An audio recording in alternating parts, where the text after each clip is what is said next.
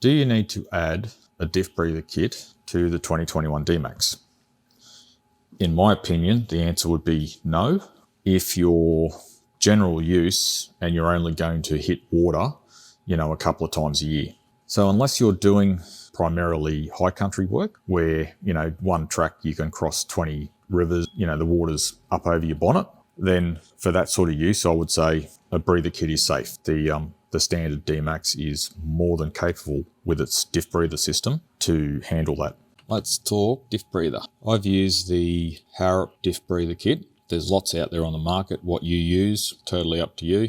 I chose that one because it uses a sealed system and it doesn't have the little breathers on it up here in the engine bay that can get clogged up. This one goes across here and then into the back of the airbox here. So it breathes through there and it's a completely sealed system. Now the breathers themselves were easy for some and complicated for others. The rear diff, that's the simplest. Up on top of the diff itself is the breather hose and port.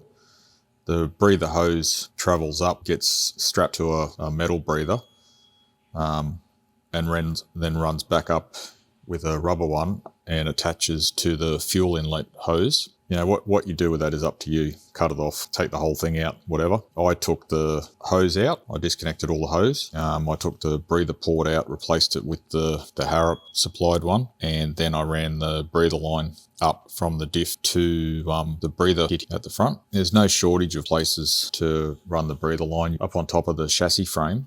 There's other stuff up on there and you just zip tie it to that along the whole chassis frame and then bring it up into your breather. Front diff breather actually comes out here at the front. This line here that runs, it pokes itself downwards. That's right near the front of your battery. That line runs down, runs into a bit of rubber, runs into a bit of metal, then runs back into a bit of rubber, goes into the top of the front diff. All I did was I took the rubber line off here. I slid the new breather hose into it, zip tied it, and then ran it up to my breather kit. The front diff housing actually sits right over to the passenger side.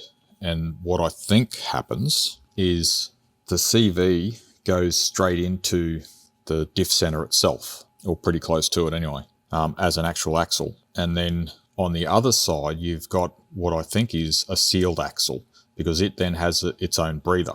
That breather comes up in front of the airbox with another one, with another breather, which is the shift on the fly actuator. When you're tracing them back, you'll actually find the top metal line. You need to take that one and also run it up to your diff breather kit. So you've got the rear diff, the front diff, and the front diff axle. You don't need to worry about the actuator. Now, the transmission is a good one. It took me a lot of learning, a lot of questions, ringing mechanics, ringing Isuzu, and talking to people on forums to try and find out and understand the transmission. The transmission on the D-Max, and I believe this is on the last model as well, what actually happens is between the transfer case and the back of the automatic, where they connect, there's a breather in there, and there's a little hole in the bottom of the two where they joined, and that breathes. On top of the transfer case, you'll see a little tiny U pipe, a little bit of rubber pipe.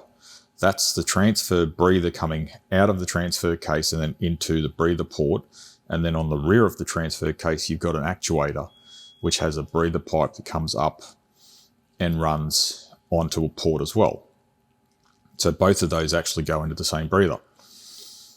There's no reason to cut, seal, modify, or anything else the breathers on the transfer case, because they work on like an air pocket system. So you can park the car underwater and air becomes trapped in the pocket, and therefore water, it doesn't matter how deep the water is, the water can't get up into the actual breather space. So it can only travel so far and then it will stop. So you've pretty much got forever and a day that you can be parked underwater, and that breather will do its job. All right, because you're not going to be parked forever and a day with a car running anyway.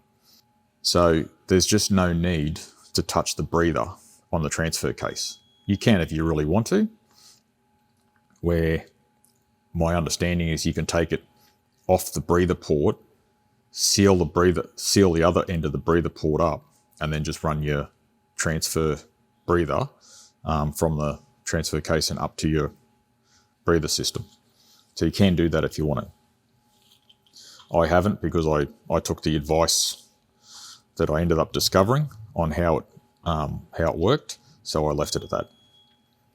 Now the automatic box, that was a pain in the butt. The breather runs along the top driver's side off the auto, and then runs into a metal pipe, and then runs back into a plastic bit of tube, which runs up into a plastic box. The plastic box you can't get to from either the top of the engine or from underneath. So I cut the breather line that ran along the top of the driver's side.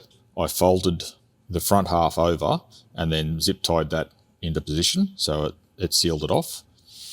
And then I put the new breather line and did the same thing. I poked it down the existing breather and then zip tied it in place. And then I ran the auto transmission up to the breather kit.